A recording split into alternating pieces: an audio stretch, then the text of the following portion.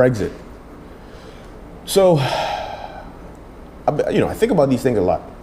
And I think the two examples of the last, let's say, three to 4 years, I guess, recent history, that shows the inherent weakness of democracy in a general sense is the election of Donald Trump and the current Brexit nonsense that's happening in the British Parliament, right? So,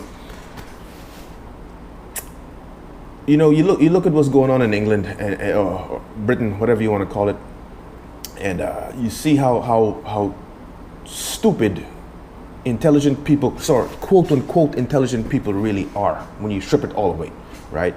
So first of all, I'm not for Brexit.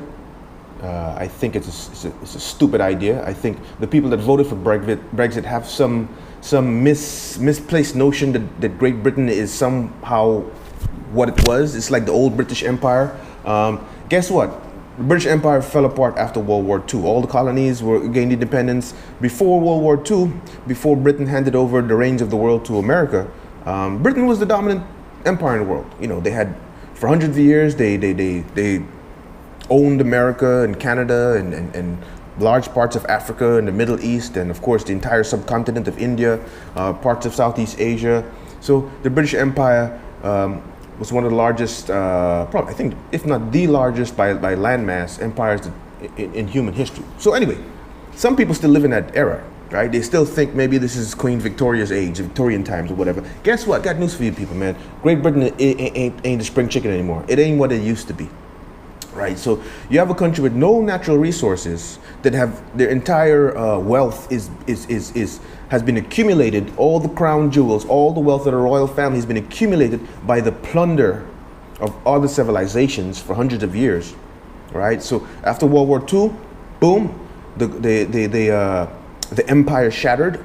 Great Britain folded back to what it was, and here we are in 2018.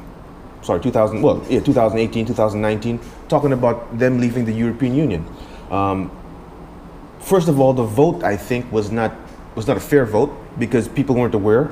Not everybody was aware of the votes. It's already been proven that there was a lot of targeted attempts to influence the vote on the side of the Brexiteers, on the side of the influencing the Brexiteers.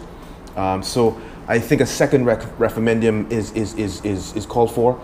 The argument to that, of course, for a lot of Brexiteers is that, we voted once, why do you have to vote again? Hey man, if you're about to make a decision, you're about to say, let's say, hey man, let's go, you take your family out and you say, hey, there's 2 movies playing. And you say, hey, let's go see this movie with Tom Cruise. And then your wife goes, okay, we can go see it. But before you buy the ticket, you might want to ask yourself again, hey, you sure you want to see this one or you want to check out the comedy? Asking a second opinion is not the same as revoting. You're just saying, are you sure? Right? So I think a second referendum should be put into place just to be saying, hey, are you really sure? Here's a chance, and then really market it, really publicize it so everybody has a chance to come out and vote, right? That's my take on it. Second of all, it's like, I think the people who have voted for Brexit doesn't understand what it's going to mean. They're voting with their emotion, they're voting with their own national pride, but they don't understand what it is to be alone in the world right now.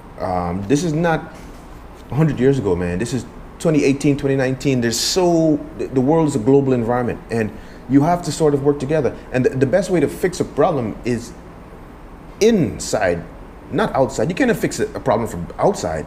You have to be in the system in order to fix it, right? You cannot fix a car from far away. You got to be inside the car. You got to be in the engine, working on it, right? So my advice is worthless. I'm just another asshole on YouTube with an opinion, right? But what I would say, if those idiots in Parliament choose to listen, is, hey man, do a second referendum.